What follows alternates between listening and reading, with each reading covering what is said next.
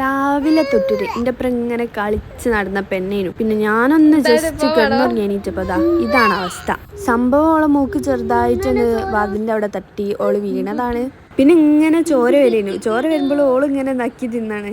പിന്നെ ഞാനും എൻ്റെ അമ്മയും അടുക്കളയിലേക്ക് ഇറങ്ങി. പിന്നെ നോമ്പിന് ഒഴിവാക്കാൻ പറ്റാത്ത സംഭവങ്ങളാണല്ലോ ഈ രണ്ട് സംഭവങ്ങളെ. ഒന്ന് വത്തയ്ക്കും ഒന്ന് നമ്മളെ സ്വന്തം സമൂസയും. ഇപ്പൊ നോമ്പിന് സമൂസയും വത്തയ്ക്കും ഇല്ലാതെ എന്ത് നോമ്പ് അല്ലേ? അങ്ങനെ ബാങ്കൊക്കെ കൊടുത്ത് നമ്മൾ നോമ്പൊക്കെ തുറന്നു കഴിഞ്ഞിട്ട് കുറച്ച് കഴിഞ്ഞിട്ട് നമ്മള് പുറത്തേക്ക് പോവാണ്. ഞാൻ വാതിൽ പൂട്ടിയോണ്ട് തന്നെ വാതിൽ പിന്നെയും തുറക്കേണ്ടി വന്ന് എൻ്റെ അപ്പൻ്റെ മൈക്ക് പറഞ്ഞു വെച്ചെന്ന്. അല്ലെങ്കിലും അതങ്ങനെ തന്നെ ആണല്ലോ. പിന്നെ നമ്മളിന്ന് ബീച്ചിലേക്കൊന്നല്ല പോണത്, നമ്മൾ ലുലു മാളിലേക്കാണ് നേരെ വന്നത്. എപ്പോഴും ബീച്ചിൽ പോയാൽ ശരിയാവില്ലല്ലോ, ഇന്ന് മാറ്റി പിടിക്കാൻ നമുക്ക്. ഇവിടെയും നോക്കിയാൽ ഇതാൽ ഉപ്പിലിട്ട ഐറ്റംസ് ഒക്കെ ഉണ്ട്. അപ്പോൾ ഇവിടുന്ന് നമ്മളൊരു എരിവുള്ള മാങ്ങ വാങ്ങി നോക്കി. പക്ഷെ അതിൻ്റെ മുകളിലുള്ള മസാല അത്ര പോരാ. എന്നിട്ട് ഞാൻ ആ മസാല ഒഴിവാക്കിയിട്ട് മാങ്ങ മാത്രം കഴിക്കേണ്ടി വന്നു. പിന്നെ ഉപ്പിലിട്ടതും വാങ്ങി. പക്ഷെ ഉപ്പിലിട്ടതിനാണ് ചുറുക്ക കൂടുതലാണ്. അങ്ങനെ മധുരത്തിന് ഒരു അടിപൊളി ഐസ്ക്രീം വാങ്ങി. പക്ഷെ എനിക്ക് വാനില വാങ്ങിയിട്ട് എൻ്റെ അനിയത്തി ഓക്ക് മാത്രം ചോക്ലേറ്റും വാനിലയും മിക്സ് ആക്കിയിട്ട് വാങ്ങി. പക്ഷെ വാനില കുഴപ്പമില്ലേനു കേട്ടോ. പിന്നെ അത് കണ്ടോങ്ങള് എൻ്റെ അനിയത്തിൻ്റെ കുരുത്തക്കേടുകൾ.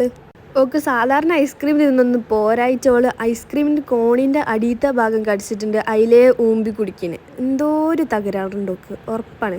പിന്നെ എൻ്റെ അനിയത്തിക്ക് ഒന്നും കൊടുത്തില്ലെങ്കിൽ ഓള് വയലൻസ് ആവും. അങ്ങനെ നമ്മൾ തിന്നതിൻ്റെ അടുക്ക് ഓക്ക് 2-3 വർഷം ഇങ്ങനെ കൊടുക്കുന്നുണ്ട്. പിന്നെ ഈ ചോക്ലേറ്റിൻ്റെ ഫൗണ്ടൻ കണ്ടാൽ ആരായാലും വാങ്ങിപ്പോലെ. അങ്ങനെ അതാ ചോക്ലേറ്റും പിന്നെ എന്തോ റോബസ്റ്റിൻ്റെ പഴം തോന്നുന്നു. അങ്ങനെ ഇതൊക്കെ കഴിച്ചപ്പോൾ ഒരു നല്ലൊരു സന്തോഷവും സമാധാനവും.